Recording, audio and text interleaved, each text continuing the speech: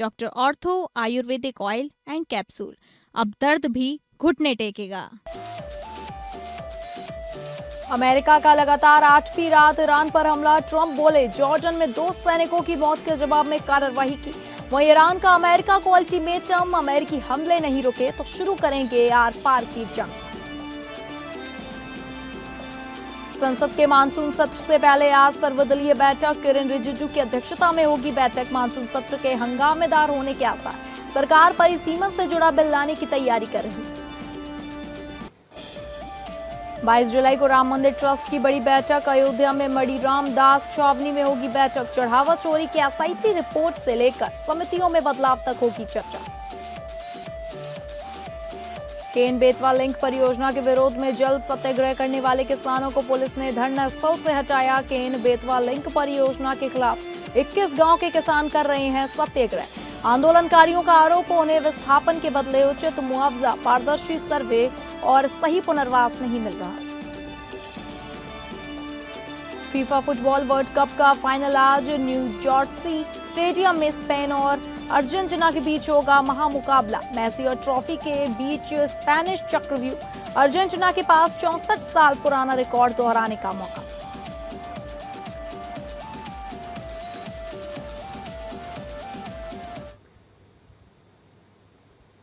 नमस्कार, आप सभी का बहुत स्वागत है और मैं हूं आपके साथ अंकिता सिंह। शुरुआत करेंगे बुलेटिन की बड़ी खबर का रुख करके, जो अमेरिका का ताबड़तोड़ हमला। अमेरिका का लगातार 8वीं रात ईरान पर हमला।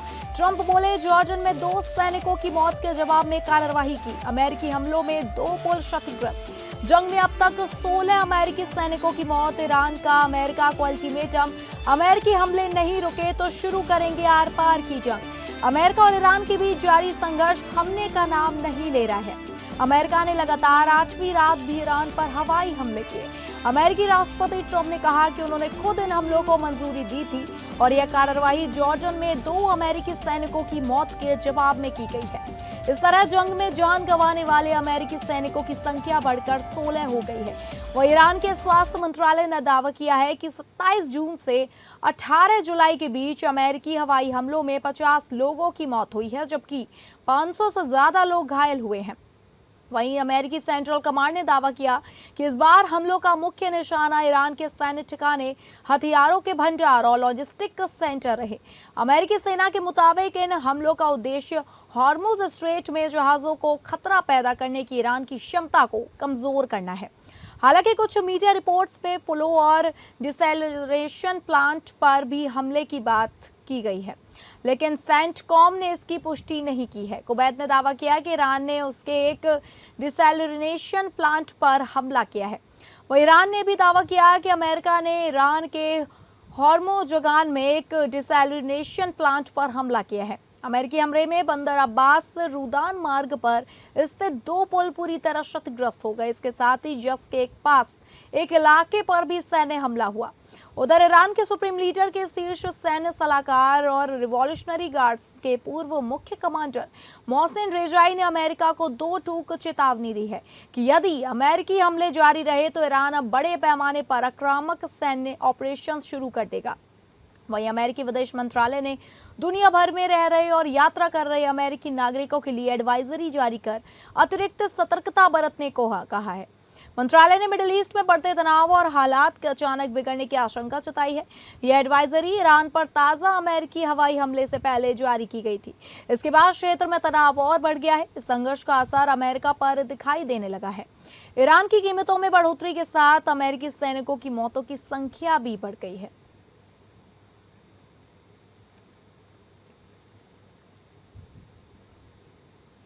अब रुक करेंगे अगली बड़ी खबर का, जहां पर आज दिल्ली में सर्वदलीय बैठक। संसद का मानसून सत्र कल से। संसद के मानसून सत्र से पहले सर्वदलीय बैठक। किरेन रिजिजू की अध्यक्षता में होगी बैठक। मानसून सत्र के हंगामेदार होने के आसार। सरकार परिसीमन से जुड़ा बिल लाने की तैयारी कर रही है। नीट पेपर लीक का मुद्दा भी उठ सकता है। संसद के मानसून सत्र के शुरू होने से पहले सरकार ने आज सर्वदलीय बैठक बुलाई है। बैठक के दौरान सरकार संसद के दोनों सदनों का सुचारू संचालन सुनिश्चित करने के लिए सभी राजनीतिक दलों से सहयोग मांगेगी। मानसून सत्र कल से शुरू होगा और 13 अगस्त तक चलेगा।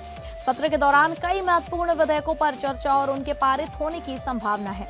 संसद का मानसून सत्र सोमवार से शुरू हो रहा है। यह सत्र हंगामेदार हो सकता है क्योंकि सरकार परिसीमन से जुड़ा बिल लाने की तैयारी कर रही है। इससे पहले ऑल पार्टी मीटिंग बुलाई गई है।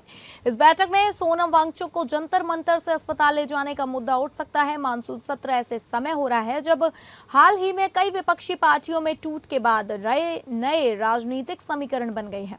इस बैठक में सभी प्रमुख दलों के सदन के नेता शामिल होंगे। बैठक में कई अहम मुद्दों पर चर्चा होने की संभावना है, जिनमें अयोध्या में राम मंदिर के चढ़ावे में कथित चोरी का मामला भी शामिल है। समाजवादी पार्टी ने कहा कि वह इस मुद्दे को सदन में उठाएगी। नीट प्रश्न पत्र लीकों को लेकर केंद्रीय शिक्षा मंत्री धर्मेंद्र प्रधान के इस्तीफे की मांग कर रहे हैं।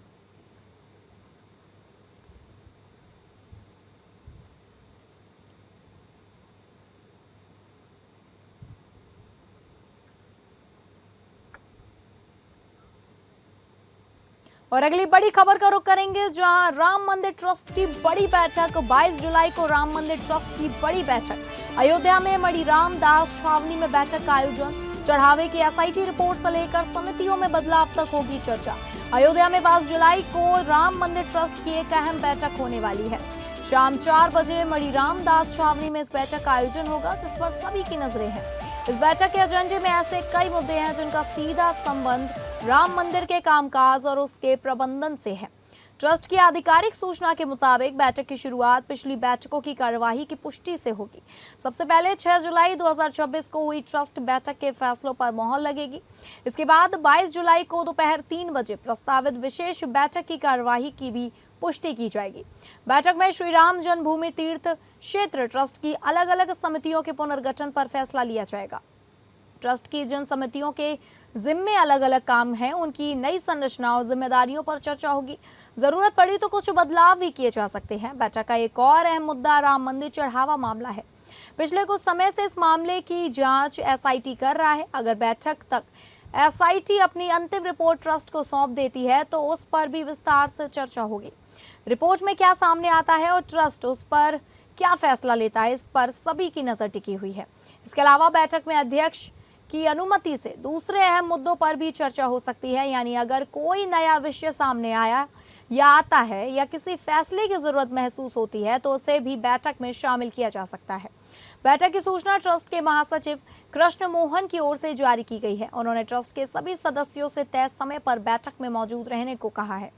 22 जुलाई की बैठक भी इसलिए खास है क्योंकि इसमें प्रशासनिक फैसलों के साथ साथ चढ़ावा मामले की जांच रिपोर्ट पर भी चर्चा संभव है। अगर एसआईटी की रिपोर्ट बैठक से पहले ट्रस्ट तक पहुंचती है तो आगे की कार्यवाही की दिशा भी यही से तय हो सकती है। बैठक के बाद यह साफ हो सकेगा कि ट्रस्ट किन मुद्दों पर क्या फैसला लेता है और आने वाले दिनों में राम मंदिर के प्रबंधन में क्या बदलाव देखने को मिल सकते हैं। और इस खबर की अधिक जानकारी के साथ हमारे संवाददाता रवि श्रीवास्तव हमारे साथ जुड़ चुके हैं। रवि, 22 जुलाई को एक बड़ी बैठक होने वाली है राम मंदिर चढ़ावा चोरी को लेकर, तो इस बैठक में कौन कौन लोगों के शामिल होने की उम्मीद है? जिस तरीके से मुद्दे जो उठाए जाएंगे, कई बड़े बड़े मुद्दे होंगे। एसआईटी अपनी आखिरी रिपोर्ट सौंपेगी, उसके आधार पर भी बैठक में फैसला लिया जा सकता है। जी बिल्कुल, देखिए अंकिता, आपको बता दें 22 जुलाई को अयोध्या में होने वाली श्री राम जन्मभूमि तीर्थ क्षेत्र ट्रस्ट की बैठक कई मायनों में बेहद अहम मानी जा रही है। हाल ही में राम मंदिर में चढ़ावा कक्ष से जुड़े कथित चोरी और अनियमितता के मामले में पूरे देश पर ध्यान अपनी ओर खींचा है तथा इस मामले की जांच के लिए विशेष दल यानी एसआईटी का गठन भी किया गया था। अब माना जा रहा है कि जांच की स्थिति और उससे जुड़े निष्कर्ष पर ट्रस्ट के सामने विस्तार से चर्चा हो सकती है। बैठक में यह भी समीक्षा की जा सकती है कि मंदिर का दान व्यवस्था, चढ़ावा संग्रह, सुरक्षा व्यवस्था तथा लेखा जोखा प्रणाली को किस प्रकार अधिक पारदर्शी तथा तकनीकी रूप से मजबूत बनाया जाए ताकि भविष्य में ऐसी किसी भी घटना की संभावना को रोका जा सके। इसके अलावा मंदिर प्रशासन की ओर अधिक प्रभावी बनाने के उद्देश्य से मुख्य कार्यकारी अधिकारी यानी सीईओ के पद लेकर भी महत्वपूर्ण चर्चा होने की संभावना है। यदि ट्रस्ट सहमत होता है तो नए सीईओ की नियुक्ति तथा नियुक्ति प्रक्रिया को आगे बढ़ाने का निर्णय लिया जा सकता है। सूत्रों के अनुसार आपको बता दें कि ट्रस्ट अपनी विभिन्न समितियों के पुनर्गठन पर भी विचार कर सकता है। चढ़ावा प्रकरण के बाद कार्यप्रणाली की समीक्षा, जिम्मेदारियों का पुनर्वितरण तथा जरूरत पड़ने पर नए सदस्यों की जिम्मेदारी देने जैसे प्रस्ताव भी बैठक के एजेंडे में शामिल हो सकते हैं। इसके साथ ही मंदिर में श्रद्धालुओं की लगातार बढ़ती संख्या को देखते हुए दर्शन व्यवस्था, सुरक्षा प्रबंधन, भीड़ नियंत्रण, वीआईपी और सामान्य दर्शन की व्यवस्था, तीर्थयात्रियों के लिए उपलब्ध सुविधाओं तथा आगामी धार्मिक आयोजनों की तैयारियों पर भी विस्तार से चर्चा की जा सकती है। हालांकि ट्रस्ट की ओर से आधिकारिक एजेंडा सार्वजनिक नहीं किया गया है। ऐसे में कई प्रस्तावों की अंतिम मंजूरी मिलेगी, इसका फैसला बैठक के बाद ही स्पष्ट होगा। लेकिन इतना तय है कि 22 जुलाई को यह बैठक राम मंदिर के प्रशासनिक ढांचे और भविष्य की कार्य योजनाओं के लिहाज से काफी महत्वपूर्ण मानी जा रही है। ठीक है रवि, आपका धन्यवाद जानकारी साझा करने के लिए। तो आपको बता दें कि 22 जुलाई को राम मंदिर ट्रस्ट की बड़ी बैठक होने वाली है और इस बैठक में देखना होगा कि क्या फैसले आते हैं और क्या आगे परिणाम निकलते हैं। और अगली बड़ी खबर आ रही है, जहां आपको बता दें कि केन बेतवा हटाए गए सत्याग्रही। केन बेतवा लिंक परियोजना के विरोध में जल सत्याग्रह करने वाले किसानों को पुलिस ने धरना स्थल से हटाया। केन बेतवा लिंक परियोजना के खिलाफ 21 गांव मध्य प्रदेश के बुंदेलखंड क्षेत्र में केन बेतवा लिंक परियोजना से विस्थापित सत्याग्रह करने वाले किसानों को पुलिस ने धरना स्थल से जबरन हटा दिया। मध्य प्रदेश के छतरपुर जिले में केन बेतवा लिंक परियोजना के कारण विस्थापित हो रहे आदिवासी और किसान पिछले कई दिनों से आंदोलन कर रहे हैं। इन प्रदर्शनकारियों ने चिता सत्याग्रह, जल सत्याग्रह और फांसी सत्याग्रह के माध्यम से न्याय की मांग की है। आंदोलनकारियों का आरोप है कि उन्हें विस्थापन के बदले उचित मुआवजा, पारदर्शी सर्वे और सही पुनर्वास नहीं मिल रहा है, जिसके विरोध में वे लंबे समय से शांतिपूर्ण धरना दे रहे थे। आंदोलन का नेतृत्व अमित भटनागर कर रहे हैं, जो पिछले 16 दिनों से अनिश्चितकालीन अनशन पर हैं। प्रदर्शनकारियों का आरोप है कि इस दौरान भटनागर का केवल एक बार औपचारिक चिकित्सीय परीक्षण कराया गया। राष्ट्रीय परिप्रेक्ष्य योजना के तहत विकसित की जा रही देश की पहली नदी जोड़ो परियोजना के रूप में केन बेतवा लिंक परियोजना का उद्देश्य केन नदी के अधिशेष जल को बेतवा नदी में स्थानांतरित कर मध्य प्रदेश और उत्तर प्रदेश के सूखाग्रस्त बुंदेलखंड क्षेत्र में सिंचाई और पेयजल उपलब्ध कराना है। हालांकि परियोजना से प्रभावित कुछ परिवारों और पर्यावरण से जुड़े संगठनों ने विस्थापन, पुनर्वास तथा पन्ना बाग अभयारण्य के हिस्सों सहित जंगलों और वन्यजीवों पर पड़ने वाले प्रभाव को लेकर इसका विरोध किया है। और इस खबर की अधिक जानकारी के साथ हमारे संवाददाता संतोष सिंह हमारे साथ जुड़ चुके हैं। संतोष, जिस तरीके से केन बेतवा लिंक परियोजना के खिलाफ 21 गांव हैं लगातार सत्याग्रह कर रहे हैं और अब उन्हें पुलिस ने हटा दिया है, तो अब आगे क्या हो सकता है? क्या कार्रवाई होगी, क्या होगा? आंदोलन किस मोड़ पे आगे जाता दिख रहा है?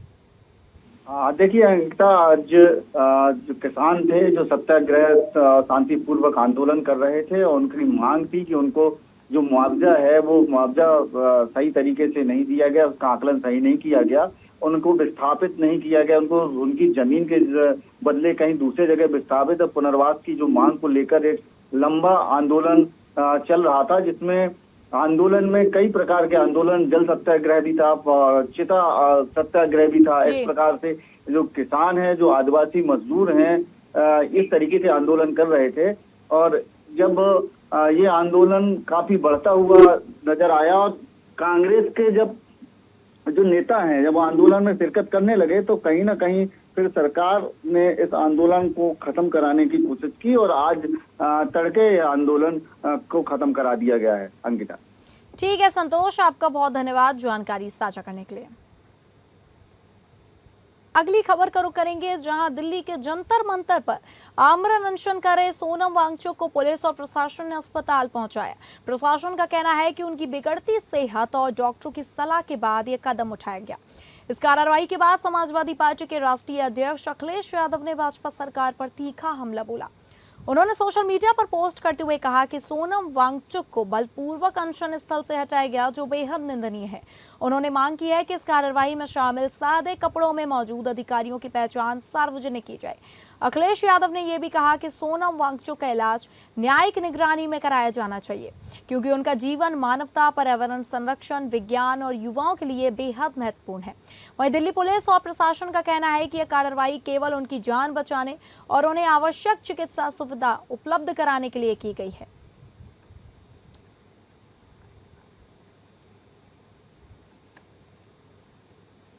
अगली खबर का रुख करेंगे यूपी विधानसभा चुनाव को लेकर, जहां पर उत्तर प्रदेश में जनगणना का तीसरा चरण, जिसमें घर घर जाकर लोगों की गणना होनी है, फरवरी 2027 में प्रस्तावित है। वहीं 2017 और 2022 की समय सारणी के अनुसार फरवरी मार्च 2027 में विधानसभा चुनाव होने हैं। जनगणना और चुनाव साथ साथ कैसे हो सकते हैं? मुख्य चुनाव आयुक्त ज्ञानेश कुमार ने कहा कि जनगणना एक कानूनी प्रक्रिया है, जबकि विधानसभा चुनाव संवैधानिक प्रक्रिया है। उन्होंने कहा कि इसलिए संवैधानिक प्रक्रिया ज्यादा जरूरी है। उन्होंने कहा कि यूपी में 22 मई 2027 तक चुनाव कराना है, उससे पहले चुनाव करा दिया जाएगा। ज्ञानेश कुमार के कहने का आशय था कि विधानसभा चुनाव समय पर होंगे, आवश्यकता हुई तो जनगणना के कार्य को आगे पीछे बढ़ाया जा सकता है।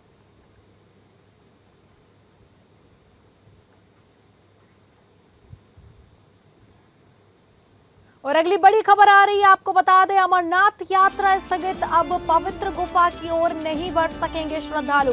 बेस कैंपों से आगे बढ़ने पर रोक, सुरक्षा समीक्षा के बाद शुरू होगी यात्रा। राजौरी में भारी बारिश से बाढ़, उफान पर नदी, सैकड़ों वाहन लापता।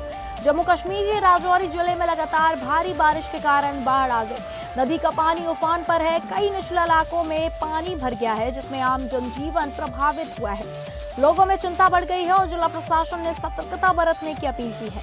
कश्मीर के संभागीय आयुक्त अंशुल गर्ग ने शनिवार को इस फैसले की जानकारी देते हुए बताया कि भारत मौसम विज्ञान विभाग ने आने वाले कुछ दिनों में भारी बारिश, भूस्खलन और अचानक बाढ़ आने की आशंका जताई है। इस वजह से रविवार 19 जुलाई से बालटाल और नुनवान, चंदनबाड़ी, पहलगाम दोनों ही बेस कैंपों से किसी भी श्रद्धालु को पवित्र गुफा की तरफ आगे बढ़ने से अनुमति नहीं दी जाएगी। मौसम विभाग द्वारा खराब मौसम की चेतावनी जारी किए जाने के बाद जम्मू कश्मीर प्रशासन ने एहतियातन बड़ा कदम उठाया है। प्रशासनिक अधिकारियों के अनुसार यह निलंबन पूरी तरह एक एहतियाती कदम है, ताकि पहाड़ी रास्तों पर श्रद्धालुओं को किसी भी तरह के मौसम जनित खतरे का सामना न करना पड़े। मौसम साफ होने और पूरी यात्रा मार्ग की सुरक्षा की व्यापक समीक्षा करने के बाद ही यात्रा दोबारा बहाल करने पर फैसला लिया जाएगा।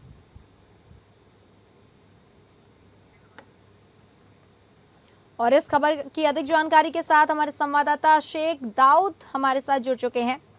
शेख दाऊद, जिस तरीके से यात्रा जो है, अमरनाथ यात्रा पर रोक लगा दी गई है, और इसके साथ ही सुरक्षा की बात कर ले, क्योंकि श्रद्धालु वहां पर फंसे हुए हैं, भूस्खलन और बाढ़ आ रही है वहां पर, तो श्रद्धालु के लिए क्या व्यवस्था इंतजाम किए गए हैं प्रशासन की तरफ से? बिल्कुल, जिस तरह ऑलरेडी ये एडवाइजरी कर दी गई है कि 20 तारीख से जोरदार, कम से कम 4 दिन तक जोरदार बारिश रहेगी। साथ साथ फ्लड का भी जो कई एरिया में अलर्ट करके रखा है ऑलरेडी।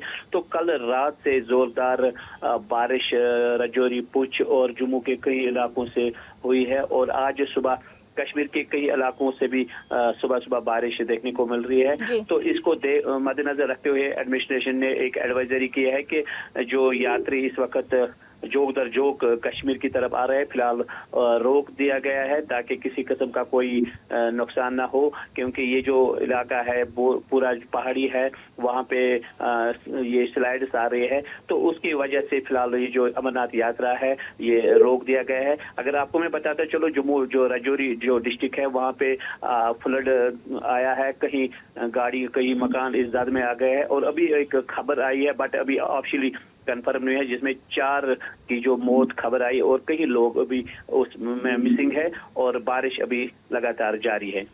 ठीक है दाऊद शेख, आपका धन्यवाद जानकारी साझा करने के लिए।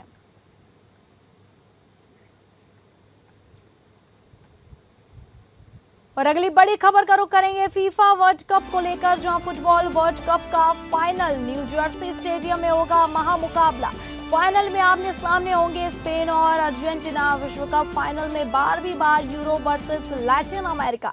मेसी और ट्रॉफी के बीच स्पेनिश चक्रव्यूह, अर्जेंटीना के पास 64 साल पुराना रिकॉर्ड दोहराने का मौका। फुटबॉल वर्ल्ड कप का फाइनल मुकाबला देर रात स्पेन और अर्जेंटीना के बीच खेला जाएगा। टूर्नामेंट के 96 साल के इतिहास में यह 23वां फाइनल होगा, जहां एक तरफ स्पेन का मजबूत डिफेंस है, वहीं दूसरी तरफ 39 साल के लियोनेल मेसी अपने करियर के आखिरी पड़ाव पर अर्जेंटीना को लगातार दूसरा खिताब दिलाकर गोट की बहस को खत्म करना चाहेंगे। 12वीं बार फाइनल मुकाबला यूरोप और लैटिन टाइटल जीत पाई इतिहास का एक और पहलू अर्जेंटीना के फेवर में है। इससे पहले यूरोप के बाहर 11 वर्ल्ड कप हुए, इनमें से 9 बार लैटिन अमेरिकी टीम चैंपियन बनी।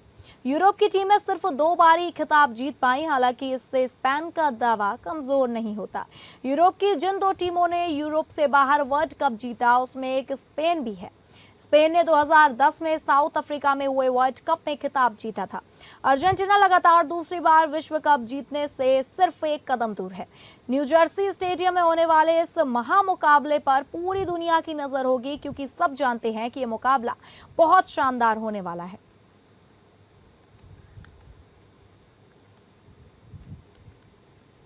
तो फिलहाल इस बुलेटिन में इतना ही। नमस्कार।